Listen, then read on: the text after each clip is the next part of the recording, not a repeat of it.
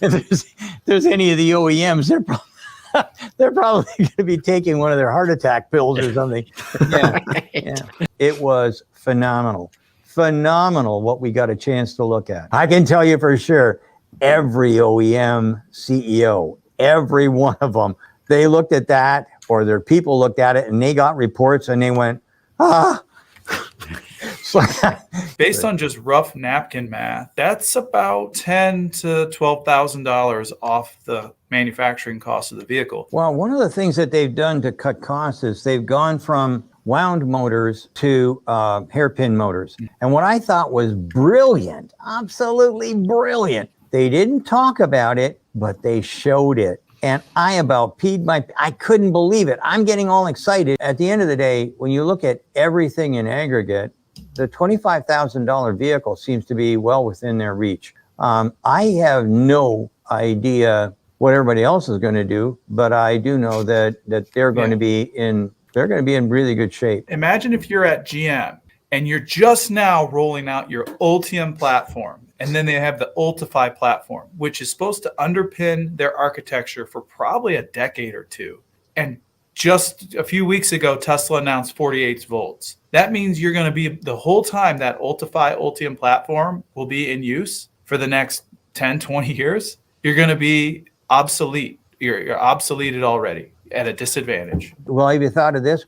Well, I don't think, stop right there. You are correct. You didn't think. And they don't like it when you say that. I mean, we can talk about Tesla all day long. Yeah, they're doing stuff brilliantly. What is everybody else doing? I mean, how are they going to keep up?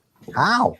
I don't think General Motors are going to be able to keep up because there's going to be other people that are coming in. At the end of the day, you have to start thinking further ahead than the end of your nose. And that's where it's really going to be tough for most of the OEMs. In this video, Sandy Munro is in fine form, discussing Tesla's $25,000 vehicle, their new manufacturing system, and the broader implications for the automotive industry. And just in case you missed it in the intro, the wrist slashing was for a reason. They're in trouble. This video features some highlights, a few key moments from a 2-hour conversation with Sandy Munro and Corey over on the Autoline Network. As always, there's a link in the description to watch the full interview, which I highly recommend. But for now, let's focus on some of the highlights. P.S. If you'd like to submit a question for the next exclusive Patreon Q&A, if you remember, you'll know where to find it. And if not, you can join Patreon with the card in the corner or the link in the pinned comment, and make sure you get your question in soon. I'll be recording that very shortly. Probably if there's any of the OEMs, they're probably going to be taking one of their heart attack pills or something.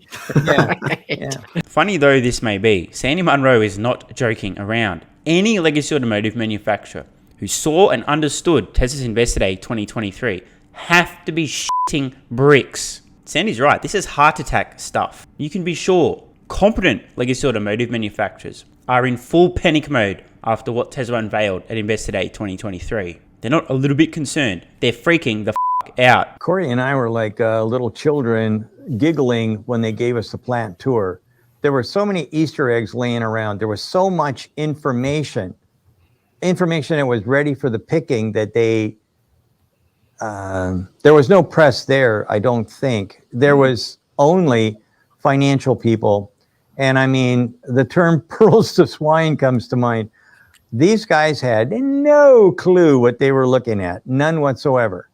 And like I said, if you would have been Corey or I, or maybe hundreds or thousands of other engineers, you were on the verge of peeing your pants. It was phenomenal what we got a chance to look at.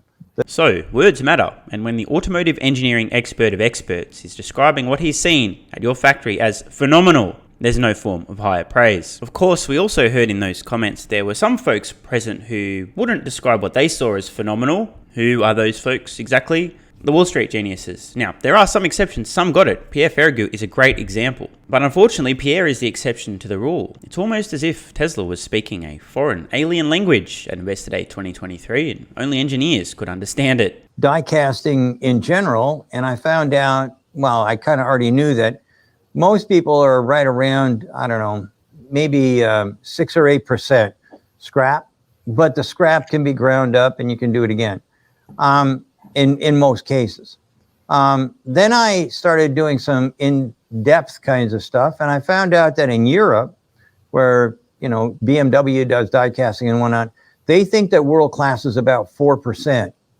And then through nameless sources, when you're looking at the skateboard basically having around 2% scrap rate, that's going to be pretty hard to beat, and a 43-second cycle time. So to provide some context there, Sandy was talking about Tesla's gigantic casting. Typically in the industry, with the casting, you'll lose about 8% to scrap. World class is seen to be about 4%, and Tesla's at 2%, twice as good as world class. Oh, and then there's a 43-second cycle time. In short, at least in this one narrow domain, it certainly doesn't apply to any other areas of Tesla's business, right?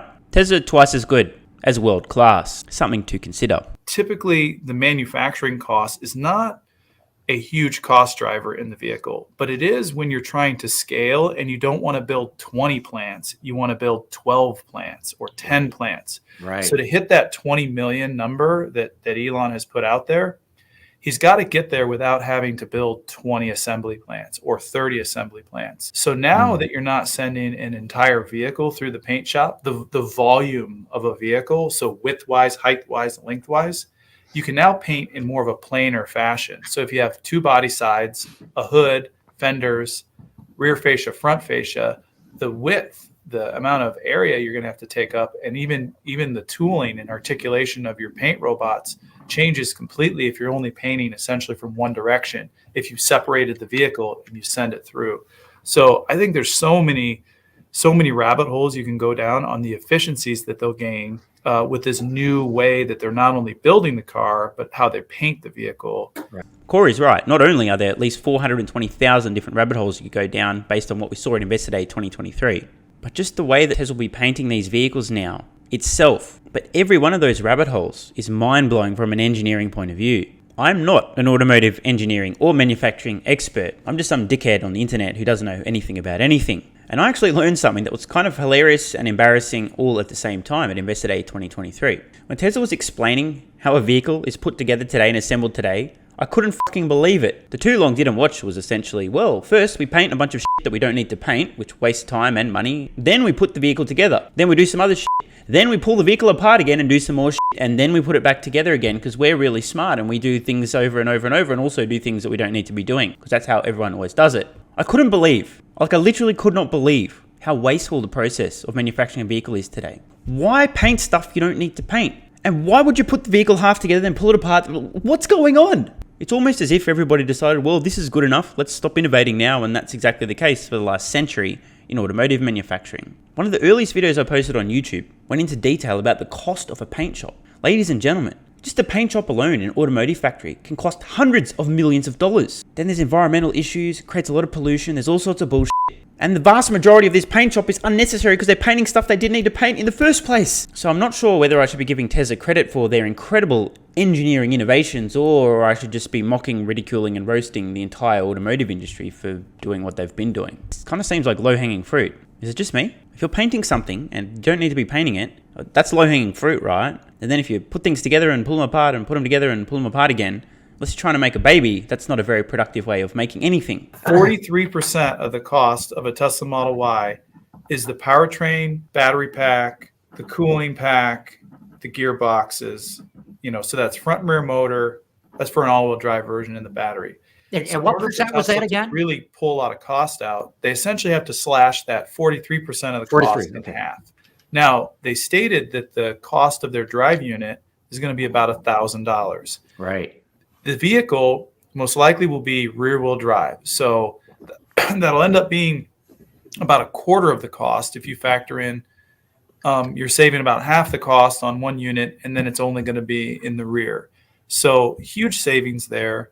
And then from a battery perspective, the vehicle must be smaller, and it'll probably end up being 40 to 50 kilowatt hours and lithium iron phosphate. For the record, my own years-old estimates for Tesla's next-gen vehicle were featuring a 40 kilowatt-hour battery pack. Why? Quite obvious. Battery energy density is improving. There's a lot of mass that can be removed from a vehicle, including the batteries, but not just the batteries, the entire vehicle, because there's a lot of innovation still to occur in manufacturing electric vehicles. The less mass, the less battery you need to move the same amount of vehicle, and being a smaller vehicle in general. So you have a smaller vehicle, which by default has less mass. You've got mass reduction through innovations in manufacturing and putting the vehicle together. You have more efficient batteries, better batteries, more energy density. This means less battery will do the same job. I think a lot of people overestimate the size of a battery in a typical electric vehicle in the future. Today you might be looking at 60, 75, 80 plus kilowatt hours for a battery pack for a decent range vehicle. In a few years' time, it'll be closer to half this amount. And the battery is the most expensive thing in an electric vehicle. No contest. So the less batteries you need and the cheaper the batteries are, the more money you save. So based on just rough napkin math,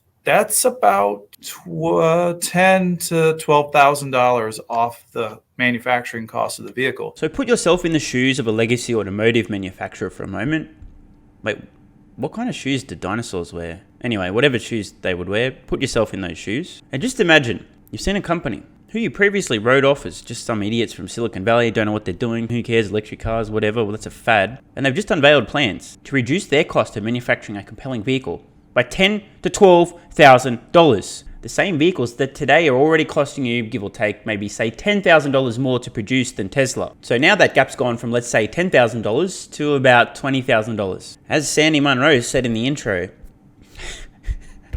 let's move on. And the fact that they insource all these components mean they're already not paying a supplier the supplier markup. Well, one of the things that they've done to cut costs is they've gone from wound motors to hairpin motors.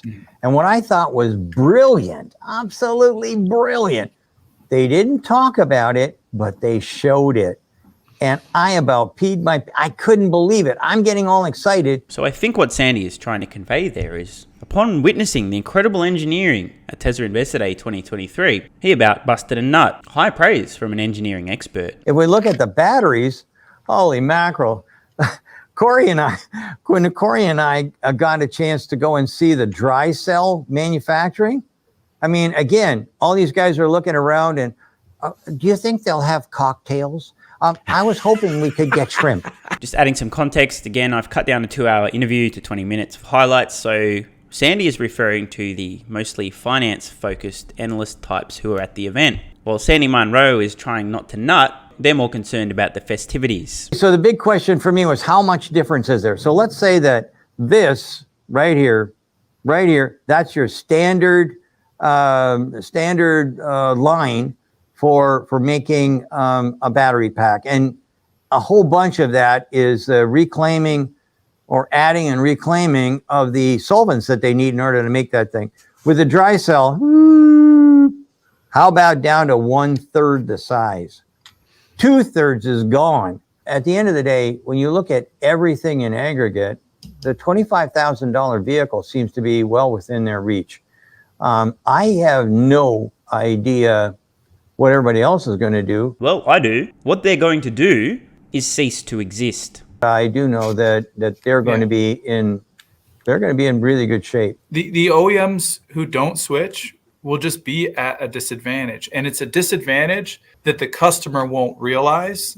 So it'll just end up in either the pricing of the vehicle or lost profit margin for the business. Imagine if you're at GM and you're just now rolling out your Ultium platform. And then they have the Ultify platform, which is supposed to underpin their architecture for probably a decade or two. And just a few weeks ago, Tesla announced 48 volts.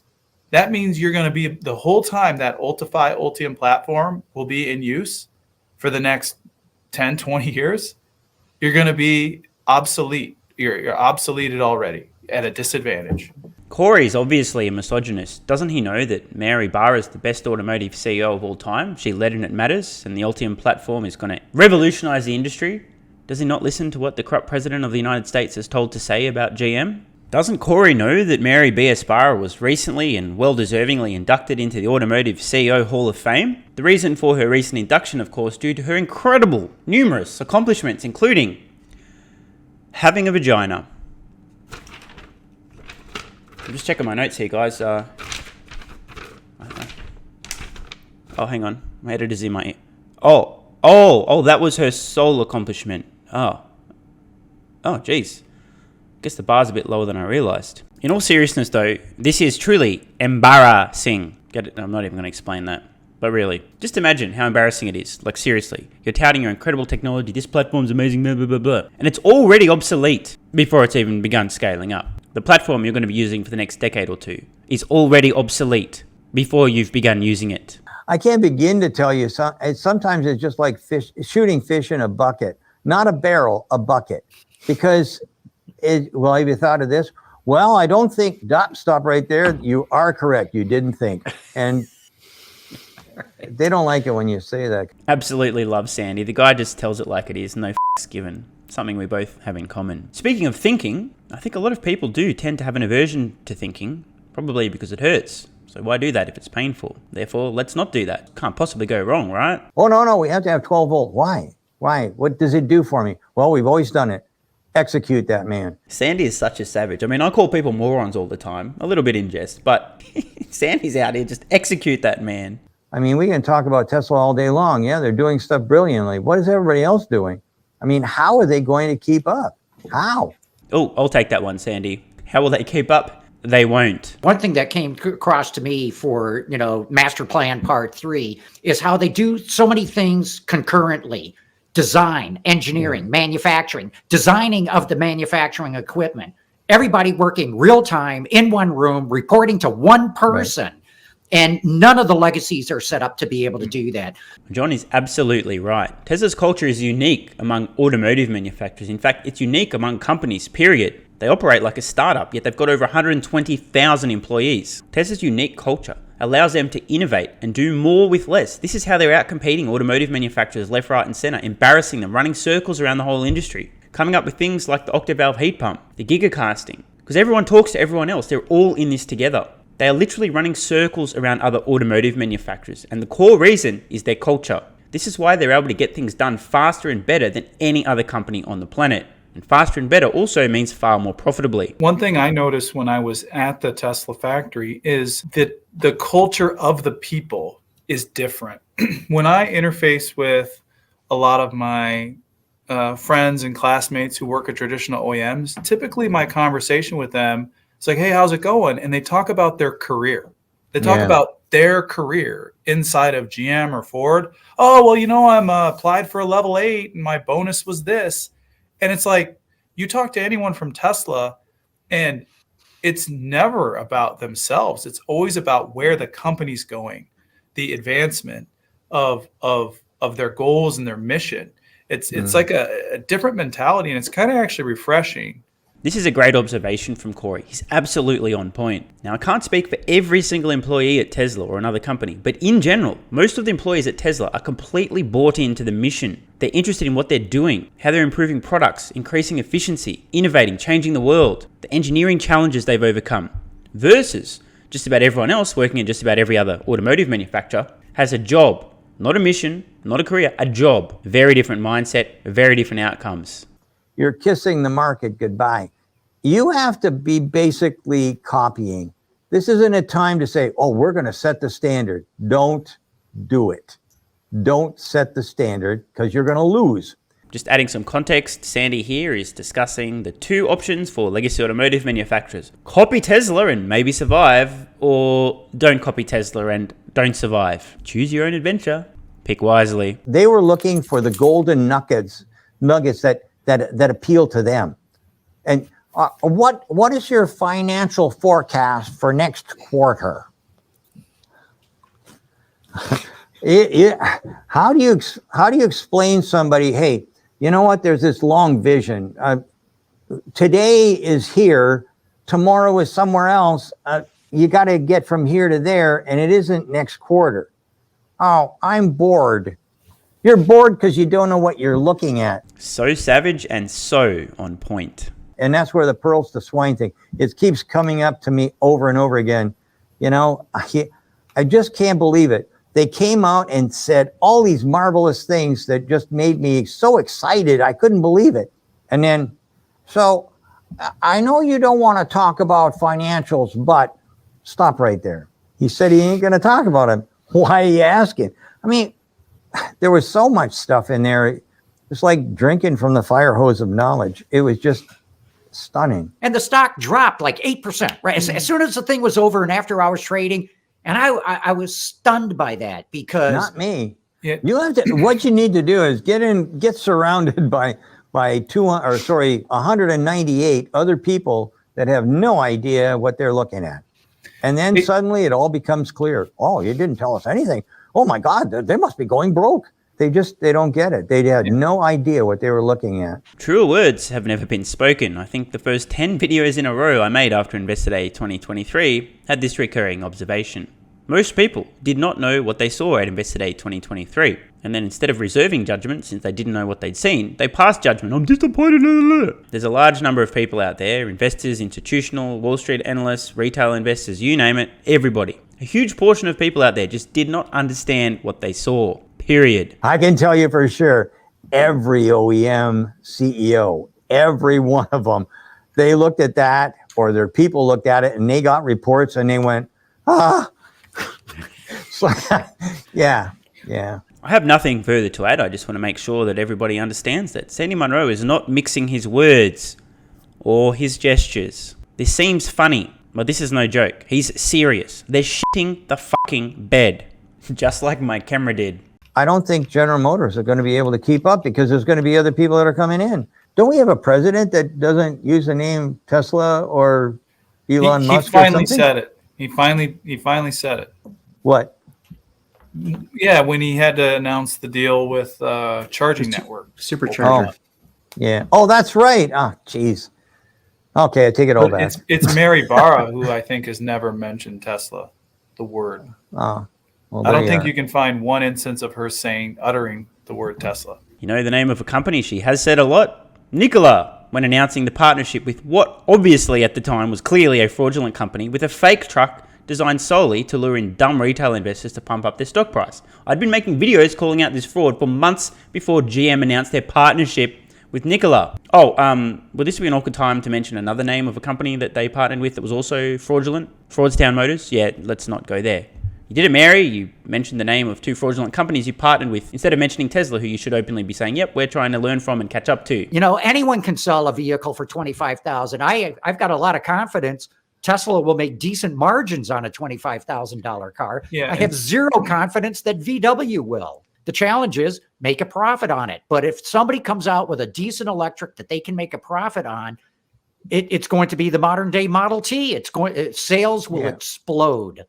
Yeah, and Yeah, the low-cost they'll figure out how to vehicle will still include the hardware for and Right. the sensors for their full self-driving capability. Whether or not Right. it works to the level that everybody expects, they'll still be selling every vehicle with that, it's $1,500 to $2,500 worth of computing power and sensor suite, camera suite.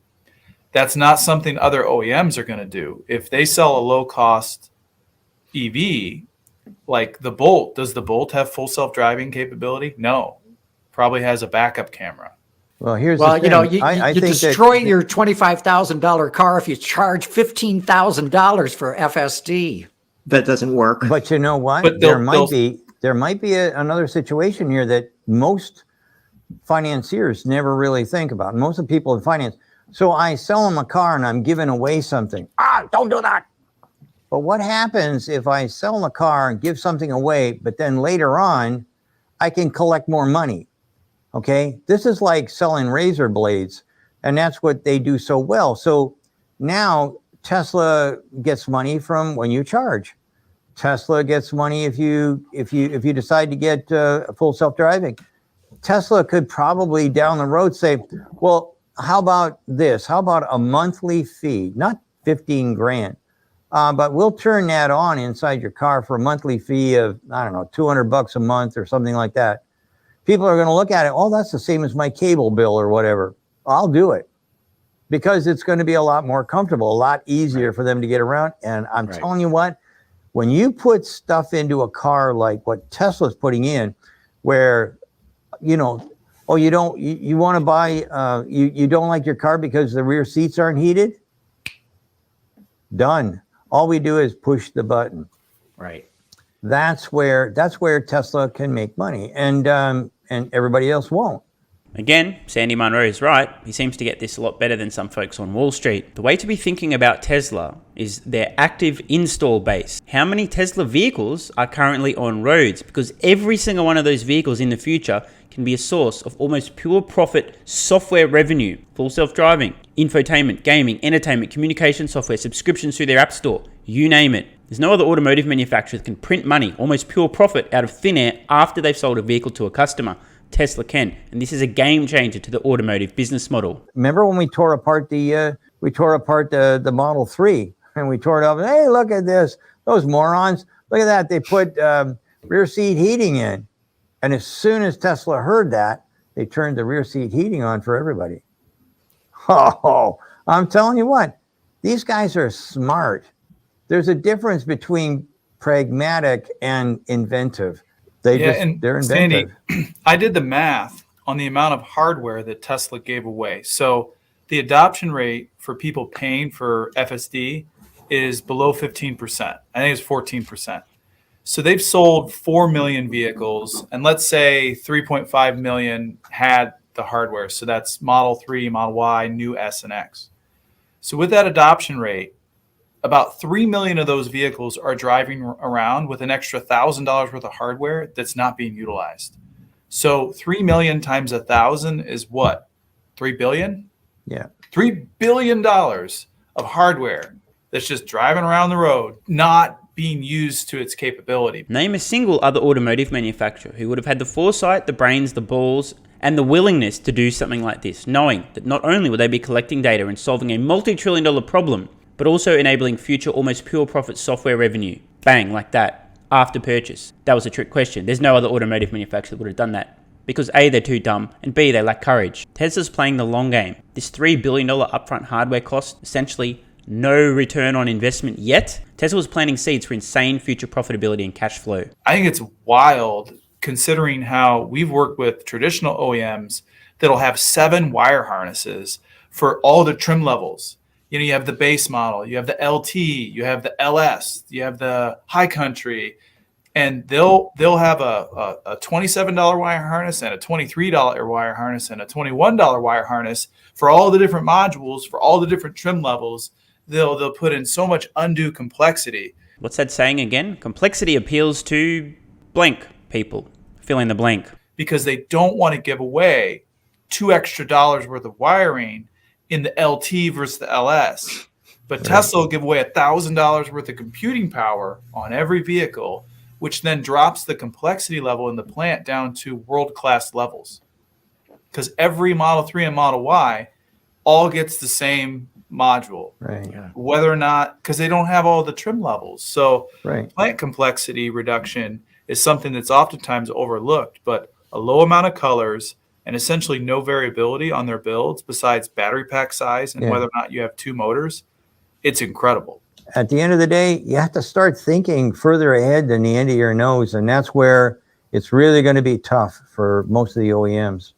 Tough is an understatement. I would say catastrophic. They're all f***ed. I'm on the record. Yeah, look, there will be some exceptions. There'll be mergers, acquisitions, but most legacy automotive manufacturers currently in business today, in 2023, as I record this, will not be in business at the end of this decade. That is a fact. Those that do survive will be shadows of their former selves, doing a fraction of the vehicle volume they're currently doing or were doing at their previous peak ICE levels. That is also a fact. How do I know? Because I have a time machine called a brain, which I use to travel into the future and determine that they're all I know some people remain skeptical, but I'm just calling it like I see it with a very high level of confidence. But make no mistake, electric vehicles are not internal combustion engine vehicles. They have almost nothing in common other than surface level features. This is not widely understood or appreciated. In short, legacy automotive manufacturers now face the challenge of doing something that they've never done before. While there's an industry leader, Tesla, who's so far ahead of everyone else on everything that counts, they may as well just give up. The story of Tesla is a story of endless optimization. This is what we saw in Investor Day 2023. They've halved the cost to produce a compelling electric vehicle. Why? Endless optimization. This is all about getting the most out of the least, doing more with less. Optimal performance. Is this part necessary? No? Well, then get rid of it. Can we do this better? Yes. Well, then let's do this better. Can we do this faster? Yes. Well, then let's do this faster. Tesla optimizes for breakfast, lunch, and dinner. Every area of the business, their products, their technology, their manufacturing systems, you name it. This is what sets them apart from every other company, especially automotive company, on the planet. Far and away, the single most important optimization I've implemented in my own personal life is taking Athletic Greens AG1 once a day, every day. I've been doing so now for the last 2 years. And the results speak for themselves. Much like Tesla, deleting parts and processes, driving their costs down, getting more out of less. The same is true with this guy. Go check out the average length of video I was posting on YouTube about 3 years ago. Spoiler alert, maybe 13 minutes if you're lucky. Today, the length has doubled. How did that happen? I got more efficient. I'm doing more with less. I have more energy. I can think more clearly. I can plan more clearly. I'm getting more out of less. I'm sure most people watching will understand the analogy here. Tesla optimizes the absolute out of everything so they can get best results. I also do the same with my health. There is benefit in optimizing, especially your health. Having enough energy and vitality is the foundation of living a fulfilling life. If you wake up in the morning, you're just struggling to get by, good luck doing anything other than staying in a rut and staying in your routine. If, however, you wake up in the morning, you feel great, and you have an abundance of energy, you'll find productive ways to use that energy. Athletic Greens AG1 is a brilliant way to fill in nutritional gaps with 75 high-quality vitamins, minerals, and whole food source nutrients, plus adaptogens, prebiotics, probiotics, and digestive enzymes. There's a 90-day money-back guarantee, so there's no risk to you. The biggest risk of all, in my opinion, is doing nothing. Unless you're okay going the way of GM, Toyota, Ford, and many other legacy automotive manufacturers who won't be in business by the end of this decade because they were outcompeted, outsmarted, and out-executed by a company that optimizes for breakfast, lunch, and dinner. If you head to athleticgreens.com/SMR, you get a 1-year free supply of vitamin D3 and K2, and you can begin optimizing your health. It's so simple. Once a day, every day, in the morning. It's that easy. Here's what happens when people like you try Athletic Greens AG1. After taking AG1 for about 45 days, I honestly can't remember feeling this well, both physically and mentally, ever. I'm working out, my mind is sharper, I feel less anxious, I'm more motivated to drive my business, to start other businesses, etc. Thanks for promoting this. And I mean, bruh, couldn't have said it better myself. Another one. I've been drinking AG1 since early January and my fatigue has dramatically decreased in my energy. But possibly more importantly, my motivation has increased. I'm so much more productive. Once again, sounds like a familiar story. Exactly the same thing has happened to me. I'm on month 3 with AG1 and it's really working for me. So impressed, I've bought it for both my parents now. Another one. Been taking AG1 daily and realized I fall asleep faster and better, feel more focused and have better digestion. And another. Been taking AG1 for just over 2 weeks now. Incredible difference and no more afternoon fatigue. Notice a recurring theme relating to energy, fatigue. It's almost as if Athletic Greens AG1 will positively affect your energy and vitality, and therefore your productivity. One more. Thanks for all the AG1 pumps. Seriously, I finally bought it about a month ago and have been taking it every morning since. And I cannot stress enough how amazing I feel. I'm sure it's probably nothing. It's fake news, just ignore that. And one more. Completely agree with the feedback others left on AG1. Been taking it just over a month. Feel amazing. I'm working out harder. Feel less mind fog. Feel sharper.